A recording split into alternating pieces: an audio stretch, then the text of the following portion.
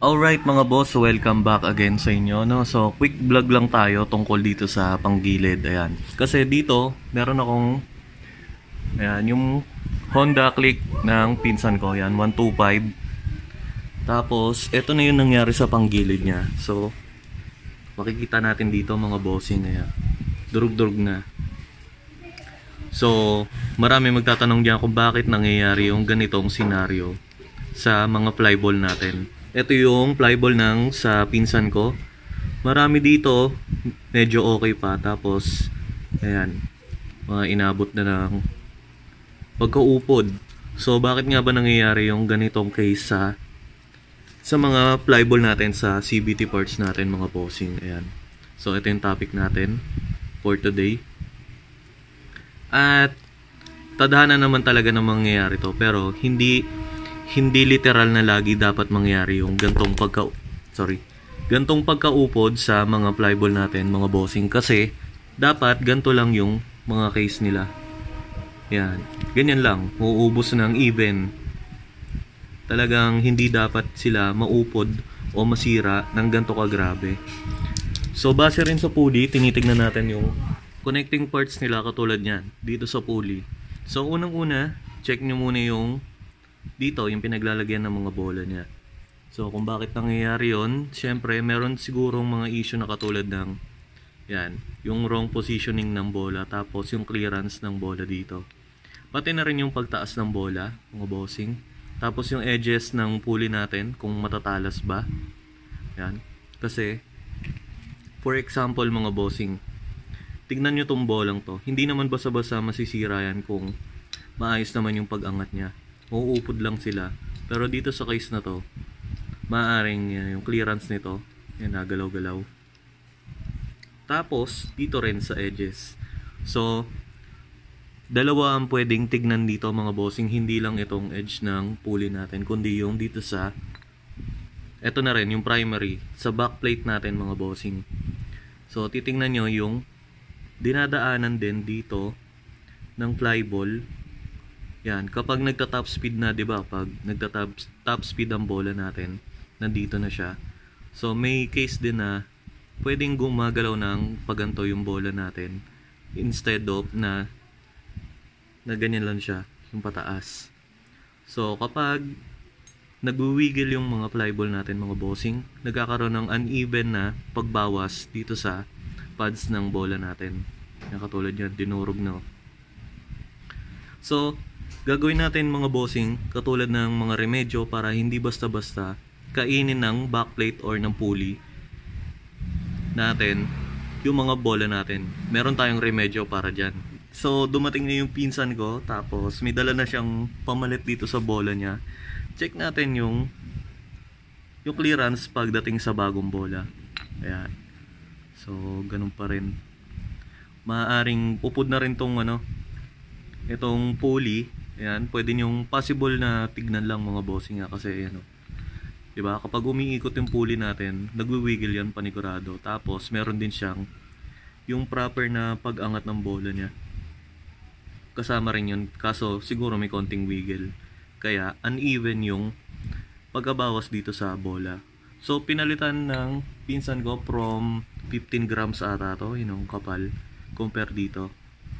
So, nag-combination siya ng 3 pieces, 10 grams, tatlong 10 grams at tatlong 12 grams. Ayan. Ganyan ang gagawin natin ngayon na combination niya. Linisin muna natin lahat ng parts ng CVT niya. Ayan.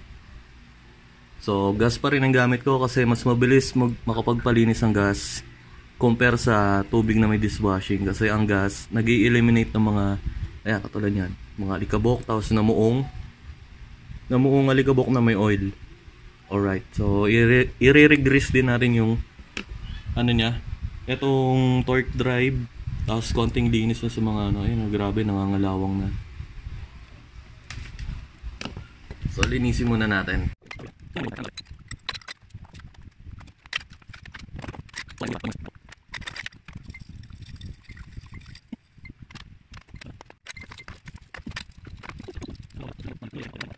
Common naman sa paglilinis na dapat lahat linisin, pero mas mag-focus kayo dito sa mga sides, tapos dito sa dinadaanan ng flyball natin.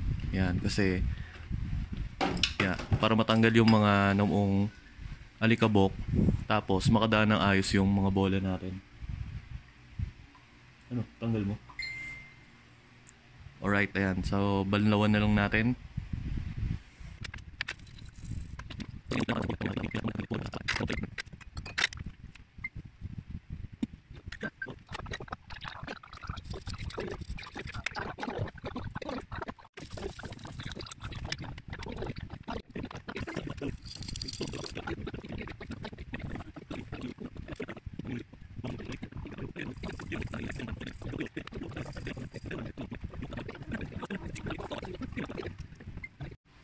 Yung sa may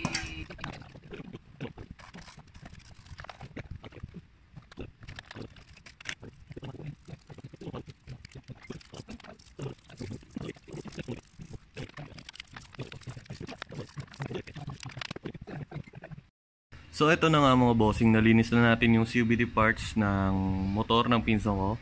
Ayan na, okay na. So balik na tayo sa cause ng pagkaupod ng mabilis ng mga flyball niya. So ito yung isa sa mga tinitignan natin, kasi kung i-check natin yung play ng pulley tsaka ng backplate, ayan, ganyan. Tapos lagyan natin ng isang bola. So matagal na rin to dahil pinag-aaralan din natin yung mga bawat pyesa ng mga motor. Ayan. Huwag muna natin lagyan ng slider piece kasi ayan, para madali lang makita. Ayan. Kung mapapansin nyo, pag umaangat yung bola, lagyan na nga natin. Alright, so ayan na, assemble na. Nandito na lahat ng kailangan slider piece, backplate, tapos yung bushing.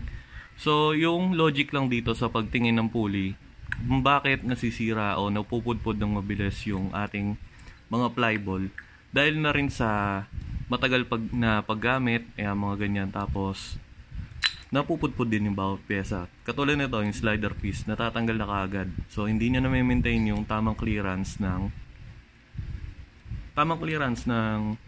bawat pyesa para hindi siya masyadong umalog. Katulad niya, no? Kung mapapansin niyo dito, sobrang bilis niya na matanggal, tapos may alog na rin. So isa yun sa mga possible cause. Tapos ito na yung pinaka main problem natin yan. Kung kapag bumuka na yung pag sumikip pala yung pulley and drive base, yan, di ba gaganyan yan? Tulak natin, ayan, sa pinaka dulo. Yan, dulon-dulo niya na. Kumbaga, meaning to say, magkadikit na yung dalawang plato natin ng pulley side. Tapos nandito na yung yung belt natin nasa dulo na dito sa taas. So aangat tong ating backplate. Ang mangyayari sa bola natin, kung mapapansin nyo, ayan, katulad yan. Isa sa mga example, pwedeng lumabas. Tapos isa rin sa mga titignan nyo mga bossing ay yung, ayan, tatama na siya doon, kumakalsa na yung ating bola, ayan, dito sa may backplate natin. Tapos pansinin nyo mga bossing, kapag naglinis kayo ng panggilid nyo, kapain nyo tong edge ng backplate natin. Ayan, yung pinagdadaanan ng bola. Napakatalas niyan. Kaya possible reason din na sabihin na natin na 90% na ito yung dahilan din na umuupod ng bola. Ayan, isipin nyo na lang, ito yung dati niyang bola, kuha tayo ng malala. Kapag umiikot na si bola sa high speed na takbo ng motor, ayan, mabilis niyang pinupudpod dahil matatalas yung edges ng mga backplate. So common sense na lang na kung bakit nagkakaganito yung bola niya, mabilis maupod. So ang solusyon dyan mga bossing, marami na nakakaalam nito, pero para sa mga hindi masyado o lagi nagugulat na durug-durug lagi yung bola nila pag bubuksan nila yung CVT nila dahil dito, ayan. So gagawa natin ng paraan, aanoyin natin, pwedeng lihain, pwede rin naman grinderin ng, basta alam nyo na pantay-pantay yung pagkakalihan nyo, basta mawala lang tong talas na to. Simulan na natin mga bossing. Alright, so kung wala kayong gantong tool mga boss, gumamit na lang kayo ng liha, tapos tiyagaan lang.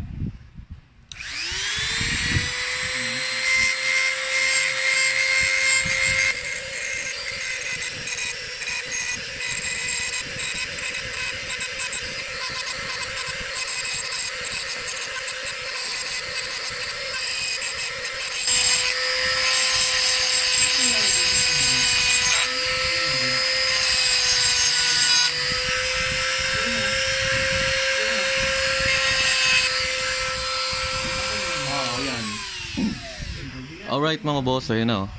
So, medyo smooth na siya at nawala na yung talas para ma-eliminate natin yung pagkaupod ng mabilis sa mga flyball natin. Yan. So, as finishing mga bossing, pwede nyo nang liyahin yan ng 1,000 na grit ng liha natin. Yan. Liliyahin ko pa to kasi medyo maganit eh. Yeah.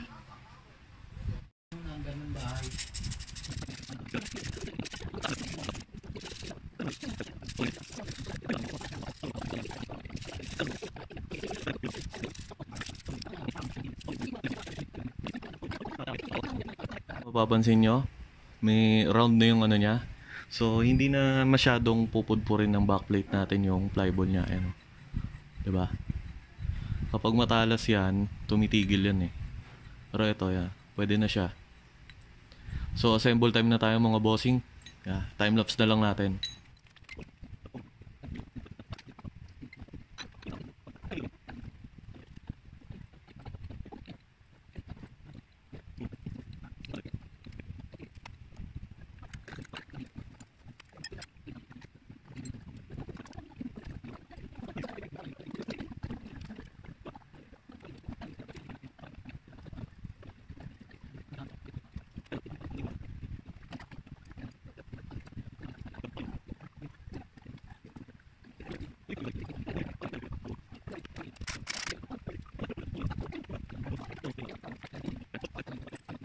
Pag hindi ka sumagot sa akin, alam ni Grab wala ka. Kaya yung pagkain niya, akin na yun. Pag gano'n, ikaw yung sasagot. Kunwari ako rider. Bakit? Hindi wala yun. Penalty, customer ka ni Grab. 100.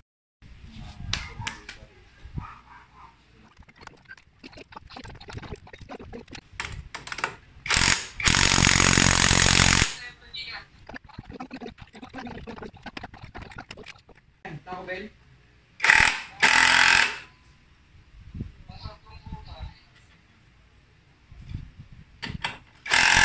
Sir Wen?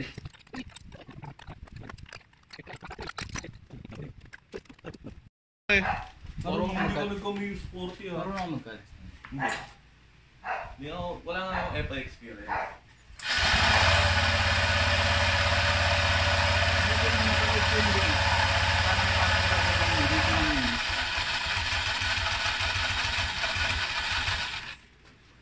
Alright mga boss, so tapos na tayo sa modification natin para ma-prevent natin yung pagkadurog ng mga flyball natin, lalong-lalo na sa mga gantong klase ng matataas na CC na 125cc. Yan, mabibilis kasi silang kumain ng bole.